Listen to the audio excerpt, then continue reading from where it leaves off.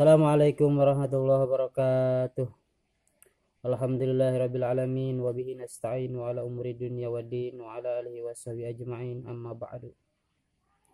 Baiklah anak-anak, apa kabar siang ini? Semoga kita dalam keadaan sehat walafiat dan senantiasa dalam lindungan Allah Subhanahu wa taala. Amin ya Allah ya rabbal alamin. Baiklah anak-anak, sebelum kita belajar mari kita berdoa dulu. A'udzubillahi minasyaitonirrajim. Bismillahirrahmanirrahim. Allahumma sholli ala sayyidina Muhammad wa ala ali sayyidina Muhammad. Rabbi zidni ilma warzuqni fahma. Ya Allah, tambahkanlah ilmuku dan tinggikanlah kecerdasanku. Amin ya Allah ya rabbal alamin. Baiklah anak-anak, buka halaman 16 bagi nomor 2. Kita sekarang mempelajari tentang nama-nama kitab Allah Subhanahu wa taala. Baiklah, kita baca dulu ya. Allah Subhanahu wa taala telah menurunkan 4. Waalaikumsalam. Ya, Om mau siaran dulu ya sebentar ya. Kasih tugas dulu. Allah Subhanahu wa taala telah menurunkan kitab suci serta beberapa suhuf yang diberikan kepada nabi dan rasul yang berbeda zaman. Semua kitab suci dan suhuf tersebut diturunkan oleh Allah SWT kepada para dan nabi dan rasul dijadikan semua kebenaran, petunjuk dan memperoleh keselamatan, kebahagiaan dunia dan akhirat. Suhuf itu adalah Allah menurunkan kita beberapa suhuf. Suhuf itu adalah yang firman Allah yang diturunkan kepada para nabi dan rasul ya. Dan lembaran-lembaran suhuf itulah kalau dibukukan menjadi mushaf, yaitu menjadi kitab.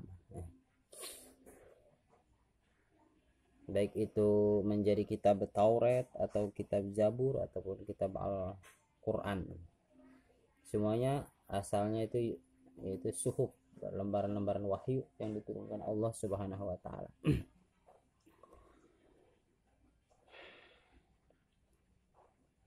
Yang mana kitab yang wajib kita imani di sini ada 4, yaitu kitab Taurat, Zabur, Injil dan Al-Quran. Sebenarnya kitab yang diturunkan Allah itu sangat banyak sekali. Ada 114 kitab. Yang wajib kita imani, kita ketahui hanya 4. Yang 114 kitab itu diturunkan kepada 124.000 nabi. Tetapi nabi yang wajib kita ketahui cuma 25. Nah, kitab Taurat diturunkan kepada Nabi Musa kurang lebih pada abad 12 sebelum Masehi.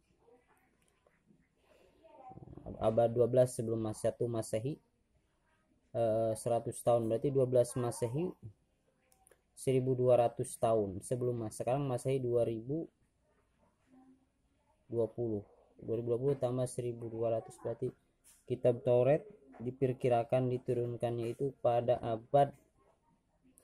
tahun 3220 tahun yang lalu.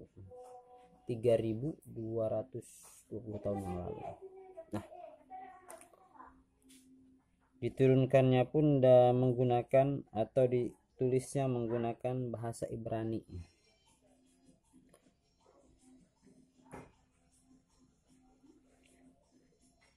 Jadi tidak heran kalau sampai sekarang udah banyak perubahan gitu ya. Ketika Nabi Zabur diturunkan pun itu Zabur agar untuk menyempurnakan kitab sebelumnya, yaitu Zabur diturunkan kepada Nabi Daud pada abad 10 sebelum Masehi, berarti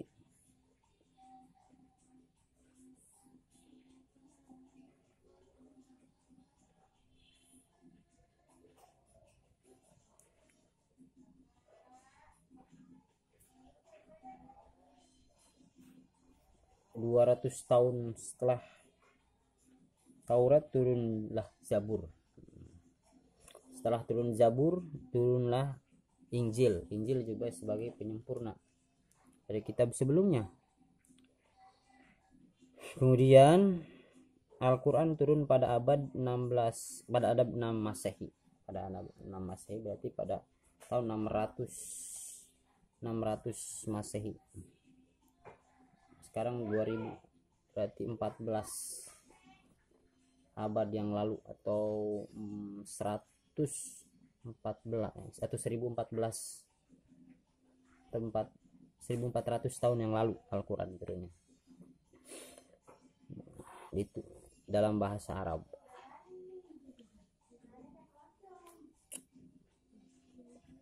Itulah ya anak-anak. Jadi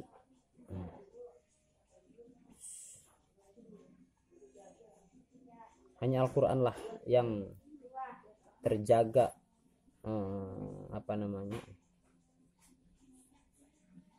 keutuhannya, sebagaimana dalam Al-Quran disebutkan, inna nahnu nazzalna dzikra wa inna lahu lahafidun. Sesungguhnya kami yang menurunkan Al-Quran dan kami yang akan menjaganya. Terbukti sekarang Al-Quran itu tetap menggunakan bahasa Arab, walaupun ada terjemah Quran terjemah biasa, tapi tetap ada bahasa Arabnya. Itulah ada. Beda dengan kitab-kitab yang lain yang sudah mengalami perubahan. Itulah emang tujuannya juga akan disempurnakan oleh Al-Quran. Tapi semuanya kita tidak boleh mencelaknya, karena itu sudah ketentuan Allah Subhanahu wa taala. Yang wajib kita imani ada 4. Itu Taurat, Zabur, Injil, dan Al-Quran. Al-Quran terdiri dari 114 surat terbagi dalam 30 juz.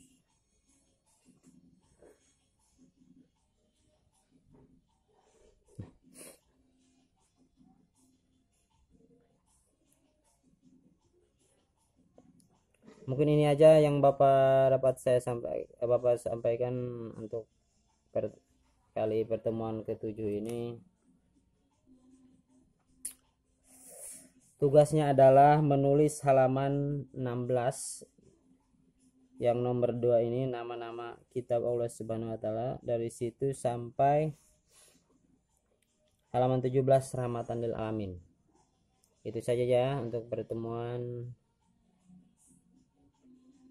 ke-7 ini. Mohon maaf dari kesalahan. Assalamualaikum warahmatullahi wabarakatuh.